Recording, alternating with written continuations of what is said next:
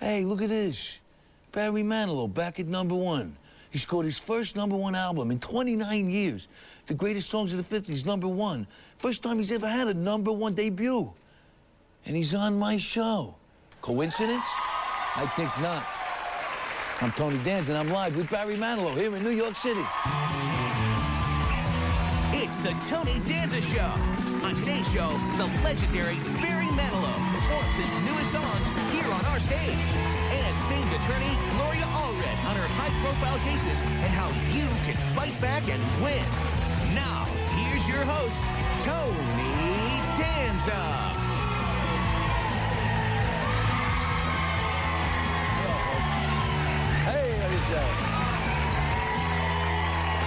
Hello. Hello, everybody.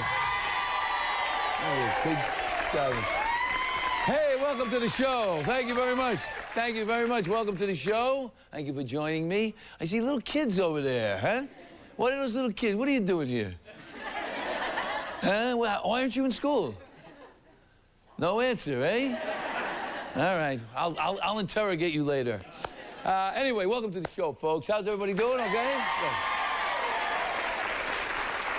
I'm having such a great time. You know, I'm having such a great time at night. You know, I'm playing the Seattle Fine tonight, so I'm there every night. And it's, last night was this big crowd, and it's just so much fun. And, you know, I don't know if you noticed, I have groupies. I do, yeah. Yeah.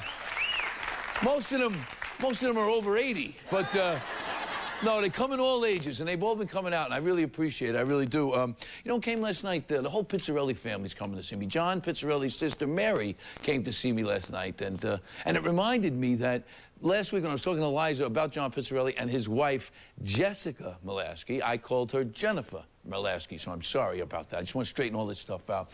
We have our audience. Who wants to go to Feinstein's tonight? Anybody interested? All right, here we go. You know, I want to thank them because Feinstein's been very nice to sponsor this thing, you know, and have people in it on the arm. You know, when you're on the arm, Jeanette Rosado. Jeanette, you'll go, girl. Can you go tonight? Okay. We'll come back and say hello after the show. Okay. All right. No, just so you know, there's only 3 shows left at Feinstein's. 3. Count them. I'm so excited. I'm bummed, actually. You know, the weird thing about that place is how close people are.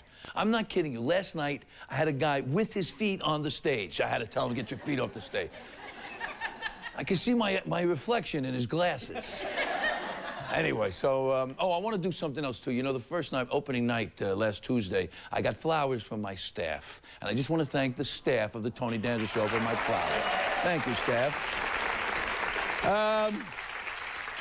The Grammy show was pretty good last night. Like, when I came home last night, I watched a little bit on the TiVo.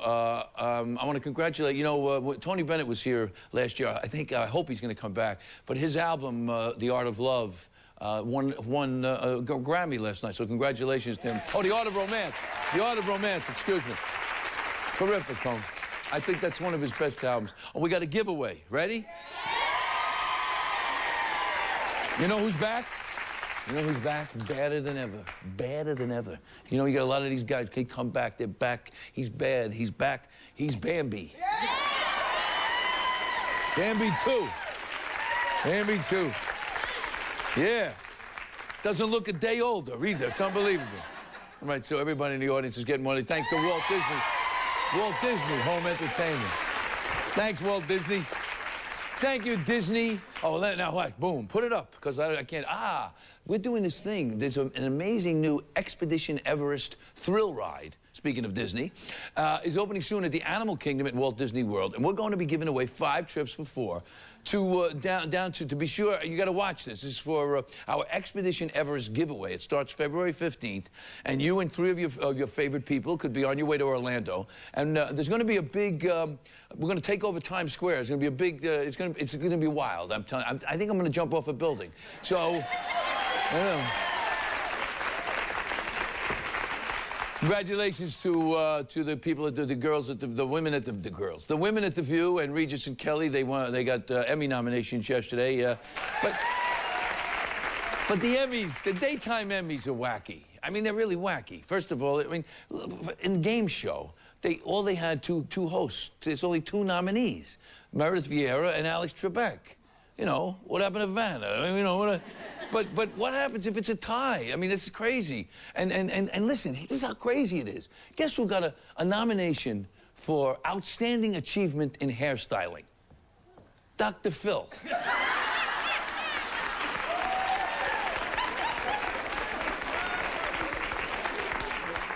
I mean, that's crazy. I don't know. What I got to do, I got to shave my head to get an Emmy nomination. I want to send condolences to my friend Charlie Crudoff. His mom died. I'm sorry, Charlie. I want to say happy birthday. Listen, this would be a great cast of a movie. The great Judith Light. It's her birthday today. Happy birthday, Judy. My pal Joe Pesci. Happy birthday, Joe.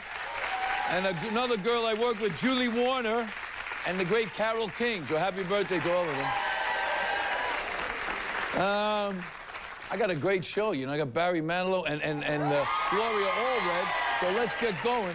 Time to play a game where a home viewer can win up to $5 grand, 5 large, on a Disney Visa gift card. It's a little game we like to call.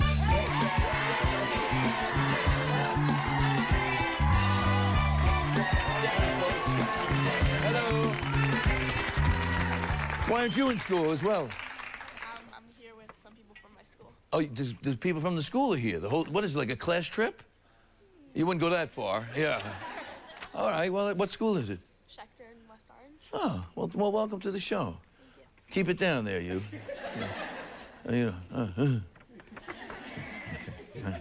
What grade are you in?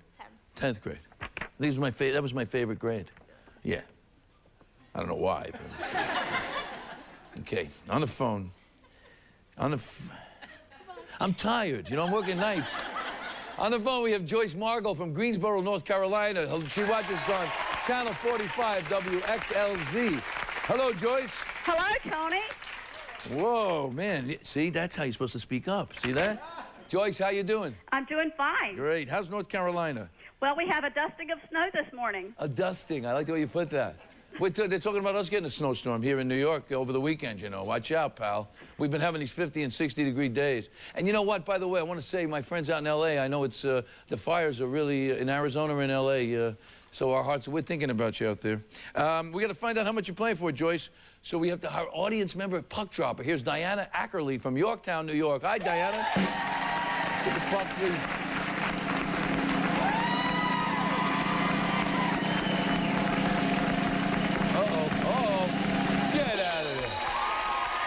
Okay, Joyce.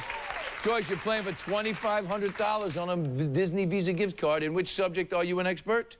The incredible Dolly Parton. Oh, yeah. I love her. I love Dolly. I used to share an office with her. I mean it, I did, yeah. All right, well, here we go. She wrote a song that won the Grammy as Record of the Year. Which one was it? Record of the Year. I'll give you a hint. She didn't perform it. That's a big hint. She didn't perform it. Oh, it's a Transamerica, for Transamerica? No, I'm sorry. You know, I will always love you. You know, the Whitney Houston, Houston. Yeah, sorry about that. But you know what? I'm telling you, this is cool. You know, we had luggage from Ricardo, Beverly Hills, but now we have Voco Stars karaoke player. It's the hottest edition. Your home entertainment setup. Diana, you're going to get a $200 gift certificate to ebags.com. Thank you so much. I'll see you, Joyce. Thanks. Okay. The guy with the #1 album in the country's here right after this, Barry Manilow. We'll be right back.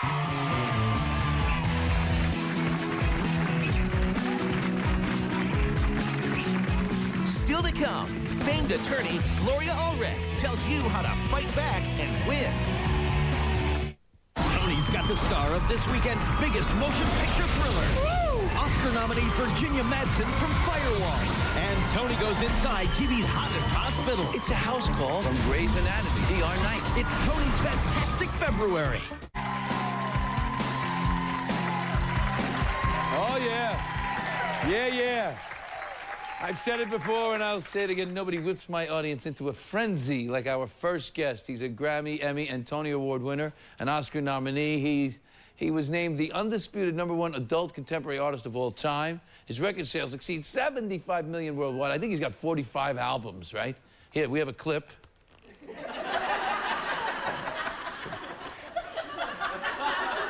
I went to the concert. I got myself some souvenirs. Look, want to see it again? Look. Barry, take it easy. His latest CD is terrific. The greatest songs of the 50s is in stores now. Please welcome the man who makes the whole world sing, the one and only Mr. Barry Manilow.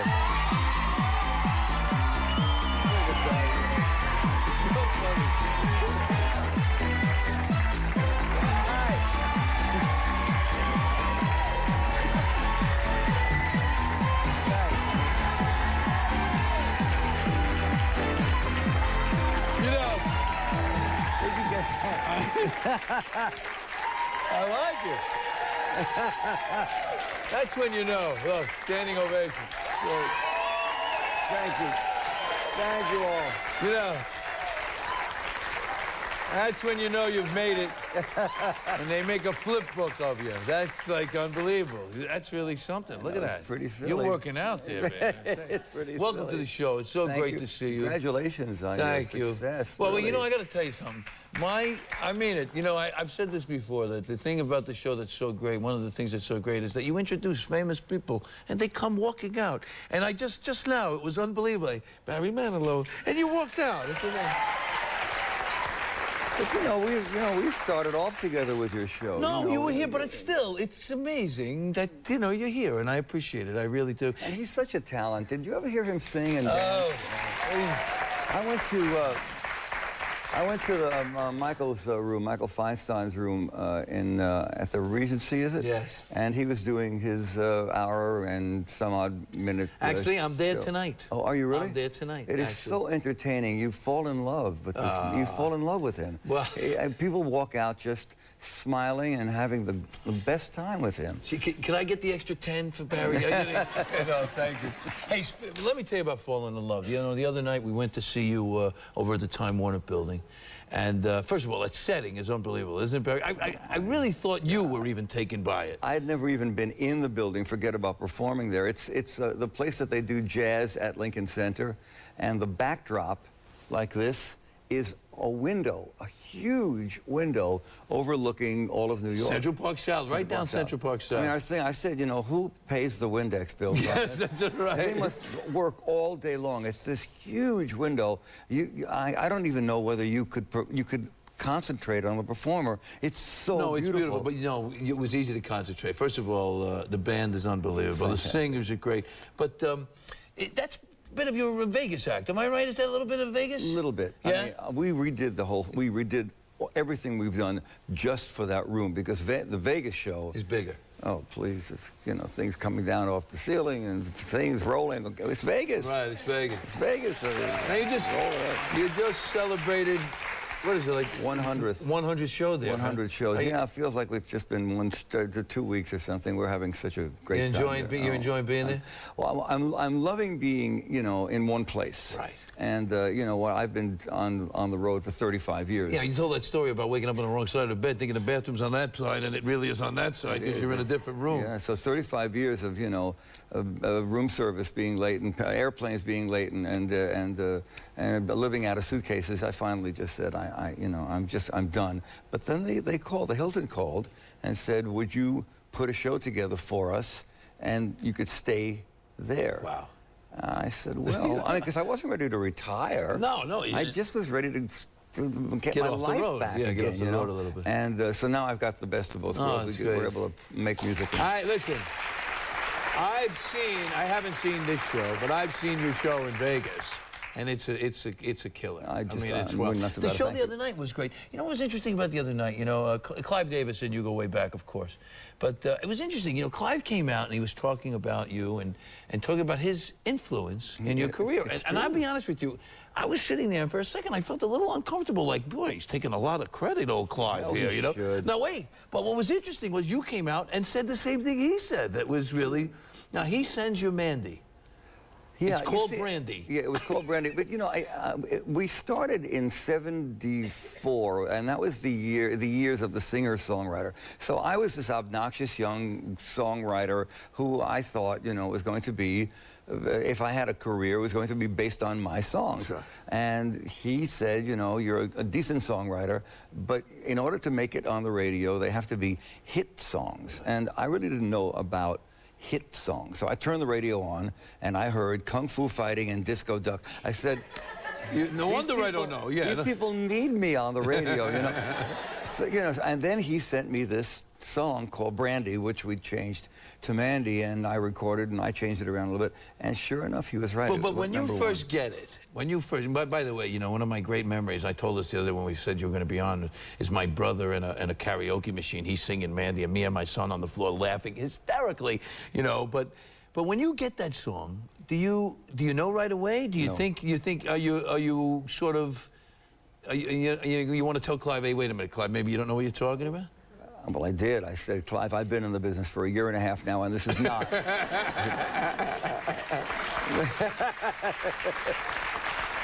But you know, what he said, what Brandy was, Brandy, this little demo that he sent me was, it's, oh, Brandy, this guy, the writer, was, oh, Brandy, but you came and you gave. And I said, really, for me? So I recorded it like that. Oh, Brandy, I had a rock and roll band, and Clive came into the studio and said, what's that? And I said, that's the what you demo sent me. you sent me over there. He said, well, that's not what I meant. What's brilliant about Clive is that he can hear it, but he can't communicate what he really wants. He knew Brandy could be a hit record for me if I did it right. Your way. And he couldn't communicate what that right way was. So that was my job, to figure out a way of doing it. And you're in the beginning of your career, so you're sort of trying to find your way, right? And so I went to the piano that afternoon. He was in the control room, and I played Brandy, Mandy, the way I had practiced it at home, slow, with my chord changes and a little ballad. And I looked up into the control room. Clive said, that's it, just do that.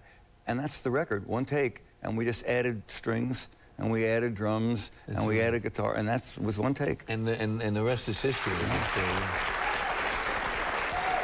Now the new album, the new CD, I gotta say, because I'm getting old, I say album, but the new CD, a lot of people doing standards. There's a lot of that out there, you know, and this is a different. This is the '50s, right? Specifically. A lot of people are doing standards in the '30s and '40s, which I'm very happy about because you know they keep those great songs. They keep those songs alive.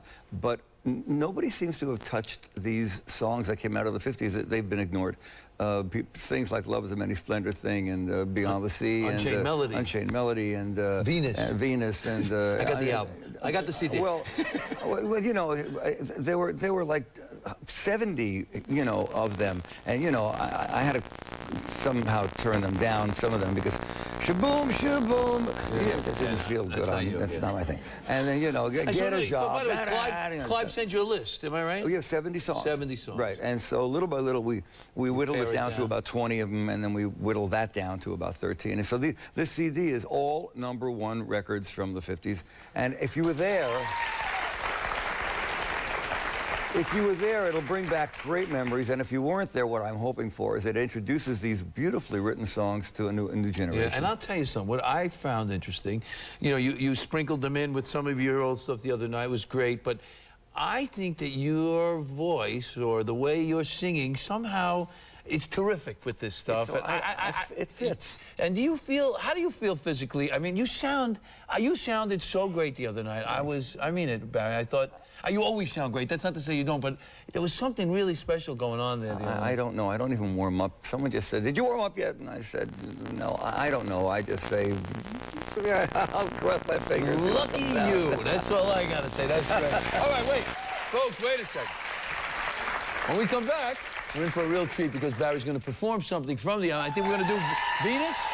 Venus. Don't go away. We'll be right back.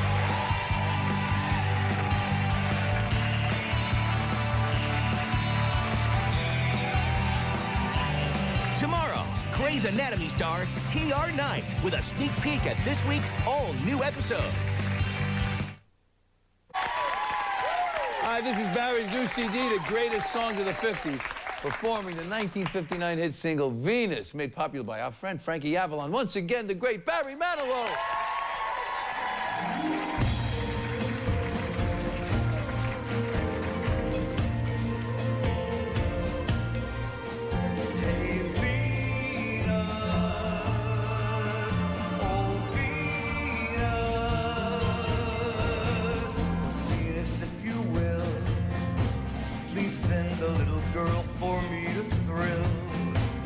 a girl who wants my kisses in my arms, a girl with all the charms of you.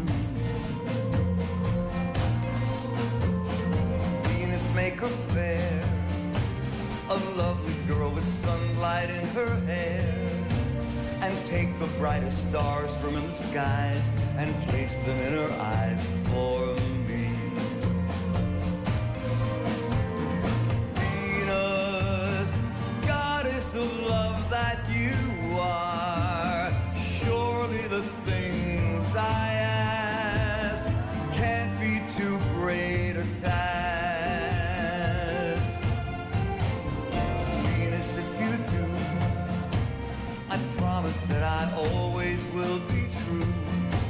I'll give her all the love I have to give, as long as we both shall live. Venus, goddess of love that you are, surely the things I ask can't be too great a task. Venus, if you do, I promise that I always will be true. I'll give her all the love I have to give, as long as we both shall live. Hey, Venus, oh, Venus, make my wish come true.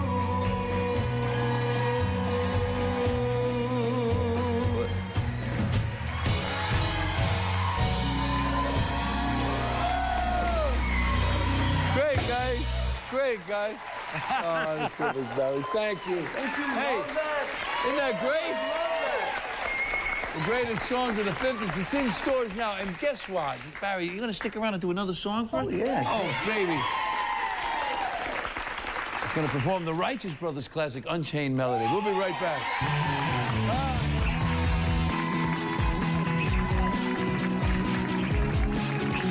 Monday, Paula Abdul on this season's American Idol contestants.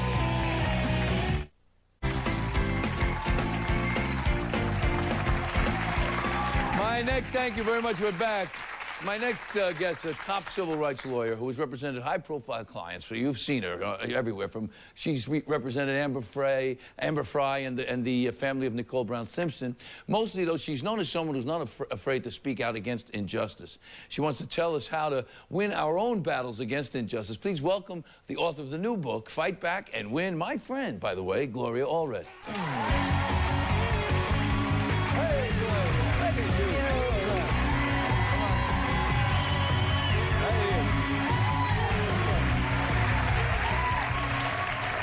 All right, so welcome to the show, Gloria. Thank you, Tony. It's exciting to be here, and congratulations on your terrific performance at the Regency. Oh, thank you.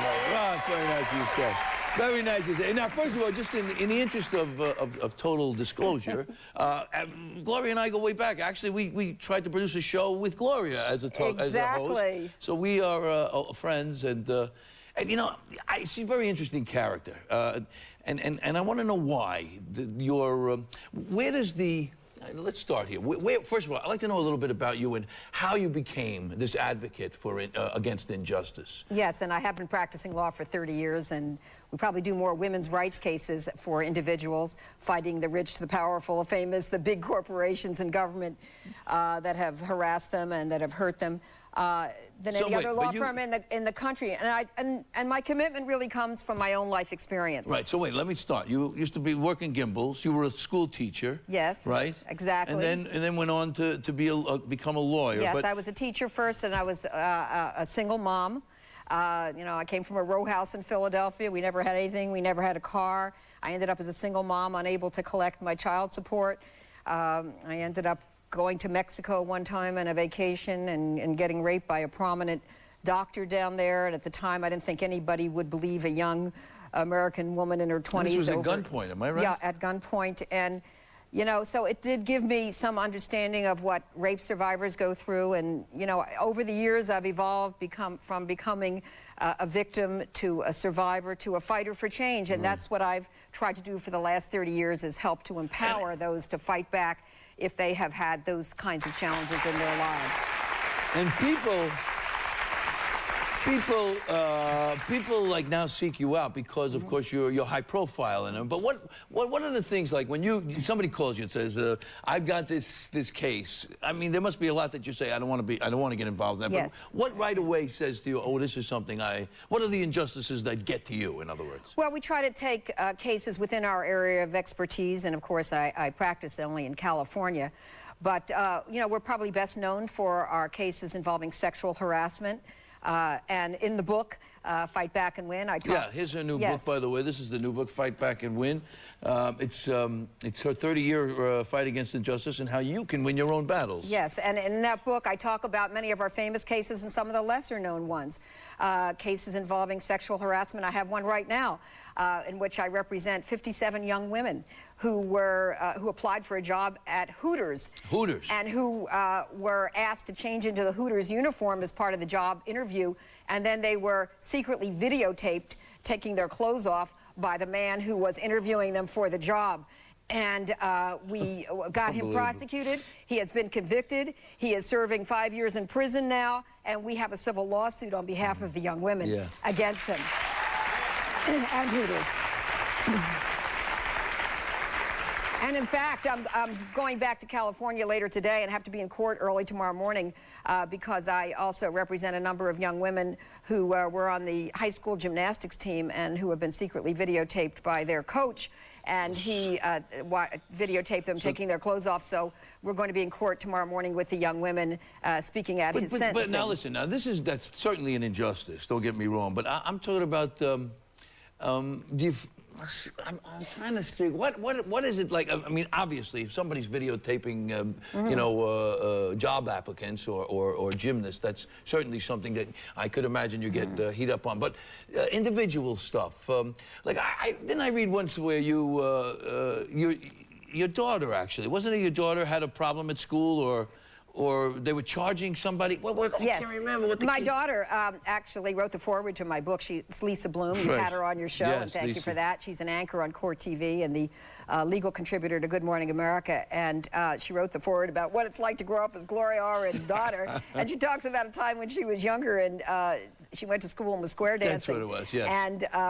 And they wouldn't let her square dance because she wasn't wearing a skirt, I think it was. And I went in there and, you know, I said, that's gender discrimination. You know, boys don't have to wear a skirt in order to square dance, but, you know, the girls should be able to wear pants if they want to wear pants. And they changed the rule. But so the point is, I've tried to also encourage my daughter to stand up for discrimination.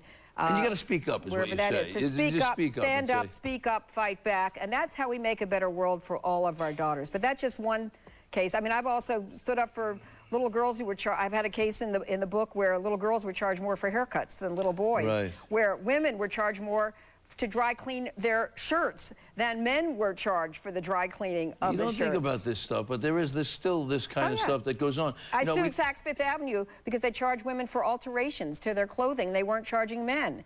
And we got them to change their policy nationwide, saving women millions of dollars, because it's wrong that women should earn less than men in many places, and then they get charged more than men. We get it coming and going. That's wrong. I know that Betty Friedan died this week, the feminine mystique, of course, and also Coretta Scott King, and also Wendy Wasserstein. So we lost a lot of incredible women who also spoke to women's rights and feminism. And I guess she called it the problem with no name, where women, like the difference is that my daughter, when she woke up this morning, she believed she could be anything. And that wasn't the case in 1963. Am I right? Is that? Yes, and you have two beautiful daughters, and I've met them, and a wonderful wife. And by the way, I don't know if a lot of people know that he's a really sweet guy, Tony Danza, you know, off camera as well as on camera. He's the same person. But anyway, our daughters, I think, do have an expectation that they will grow up and that maybe they won't suffer the discrimination that some of us who are older have suffered. I think they're going to be even more disappointed, I hate to tell you, because they think they won't have to suffer discrimination. They think they won't have to suffer violence. Millions of women, for example, who can't collect their court-ordered child support because the system is failing them. And I talk in my book about creative tactics so that we can improve the child support system and get justice for our children. And they, you know, they think they won't be sexually harassed on the job, but there's still so much sexual harassment. I know that, but what do you think about the state of feminism, as it were? I mean, because Betty Friedan passed on and Coretta Scott King, and that's a really good point. I went to Betty Friedan's funeral this week in New York. She was an important voice for women and helped to organize the modern women's movement. But you know what? They have passed on, but the women's movement, the women's rights movement for equality and for justice lives on in the hearts and the minds and the actions of millions of women and enlightened men in this country. And I'm proud of them. Do you think... You know, because we have a saying in the women's movement that a man of quality is not threatened by a woman of equality. Yes. And maybe that's why you're secure with me. Well, I like, you know, I think women, first of all, I think they just work harder than men, but that's another story. To be thought half is good. Luckily, this is not difficult. What? But there is a sort of a contradiction in the fact that certainly you have more choices now as a woman, but some of the choices women make. Now, if you look at Girls Gone Wild or Hooters or rap videos, you see how girls are being portrayed and letting themselves be portrayed. Am I right? Or is this a problem? Well, you know, yes, there's a lot of portraying women as sex objects. And there's because, also, I mean, that was part of the thing that Betty Friedan spoke about in the feminist yeah, thing. and she talked about the dissatisfaction of a lot of suburban homemakers who actually, you know, really wanted to also have careers. But you know, career outside the home as well as the career inside the home. But it's not that different now. I happen to know some women who recently had babies. Their husbands aren't doing much except taking business meetings, and they're stuck 24 hours a day with a baby and the chores and that. And so, in a way, have we come that far, and how much further do we have to go? Well, you know, I think it's about supporting women's choices, and that's what it's all about, and that's what I do. And I don't second-guess women. There's no more challenging job than raising children, that's for sure, especially young children.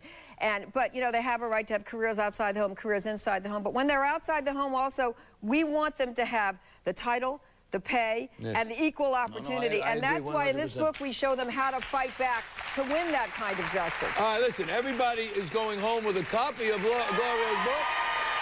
And when we come back, we're gonna talk about some other issues, maybe the Supreme Court. All right, we'll be right back.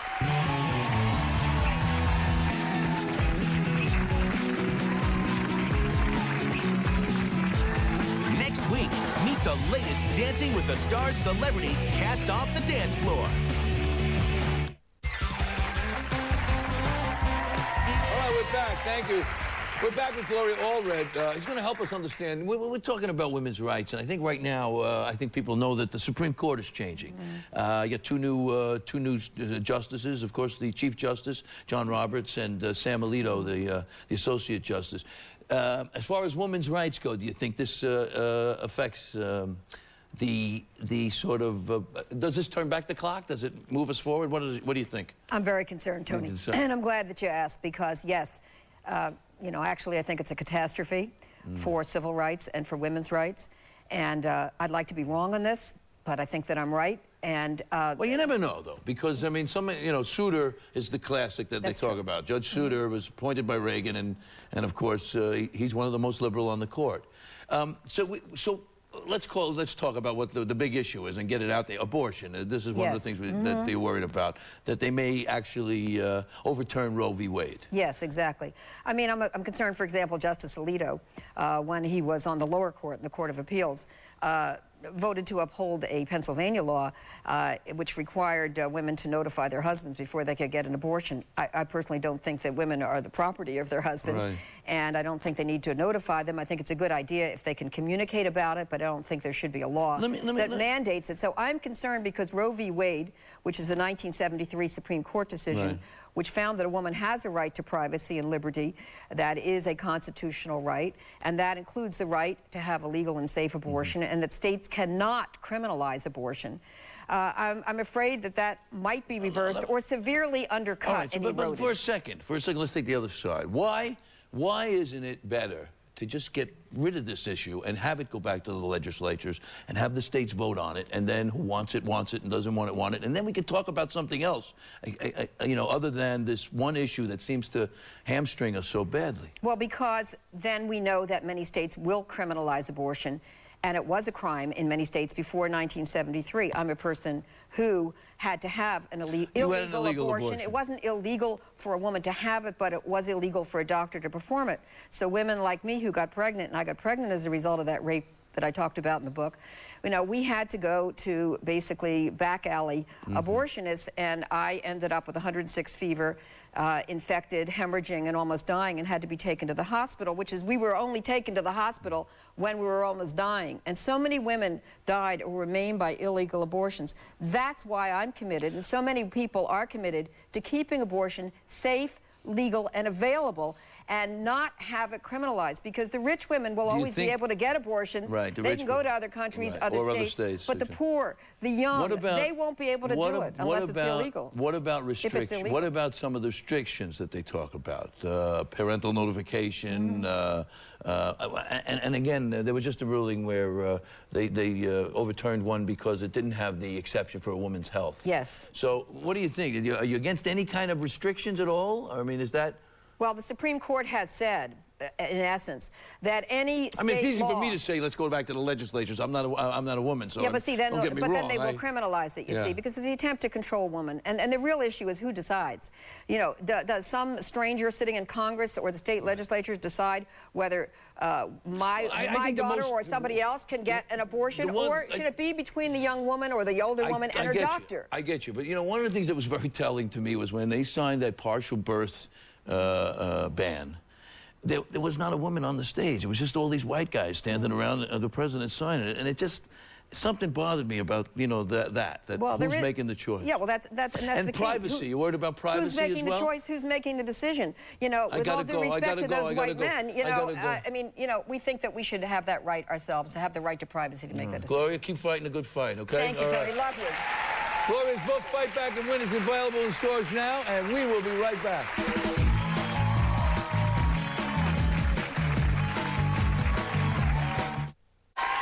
All right, performing the Righteous Brothers' 1955 hit single, Unchained Melody, from his latest CD, The Greatest Songs of the 50s. Once again, Mr. Barry Manilow.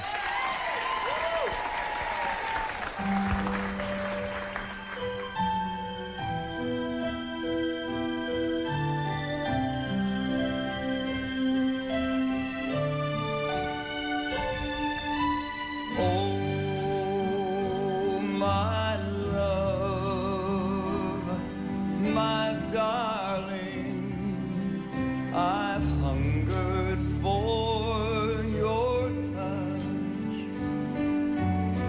a long, lonely time.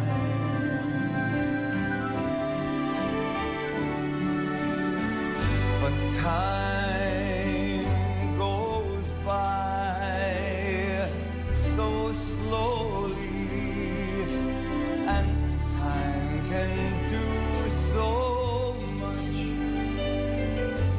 Are you still mine?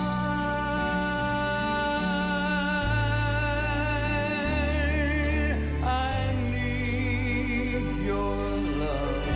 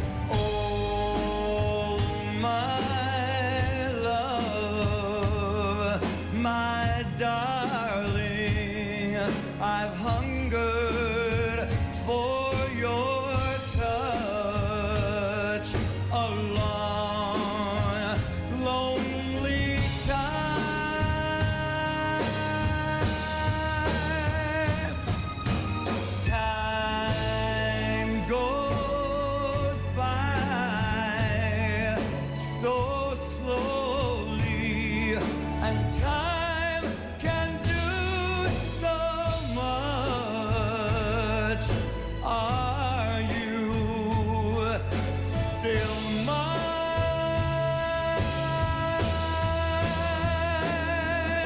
I need your love. I need your love. Godspeed your love to me.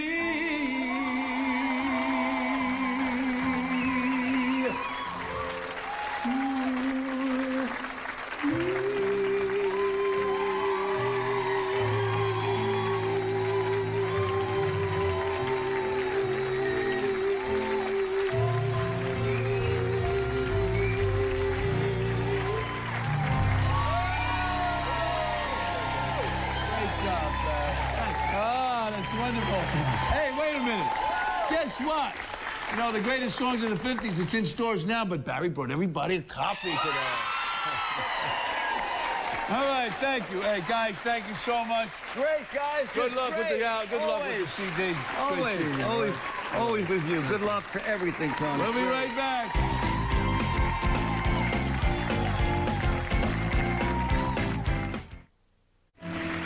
No, I'm not. No, I won't. Get out of here. Take it easy. Take it easy. I am not singing after Barry Manilow. Get out of here.